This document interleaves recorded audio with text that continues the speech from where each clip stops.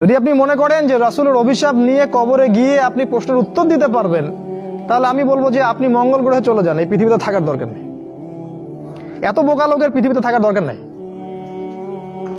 4 শ্রেণীর মানুষকে আমি মুহাম্মদ অভিশাপ দিয়ে গেলাম সাল্লাল্লাহু আলাইহি ওয়াসাল্লাম। এক শ্রেণী যে নিজে সুদ খায়, দ্বিতীয় শ্রেণী যে খায় না কিন্তু সুদ মানুষকে দেয়, তৃতীয় শ্রেণী যে খায়ও না কিন্তু দেয়ও না, সাক্ষী থাকে, সাক্ষী আছে আমি।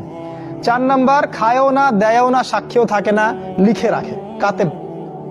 এই 4 শ্রেণীর মানুষকে নবী সাল্লাল্লাহু আলাইহি ওয়াসাল্লাম সমানভাবে অভিশপ্ত করেছেন। এখন আপনি বলেন এই পুরো ব্যাংকিং সিস্টেম এই 4টা শ্রেণীর উপর দাঁড়ায় আছে না? কথা বুঝতে পারেন না? আর এই জবটা পাওয়ার জন্য আপনি সারা জীবন ঠেলে দিচ্ছেন, কত কোচিং করতেছেন, কত কি করতেছেন। একটা ব্যাংক জব আপনাকে চাই, না হলে আপনার আবার ওই যে পাশের বাড়ির আপনার ওই মেয়ের বাবা আপনাকে আবার মেয়েটাকে দিবে।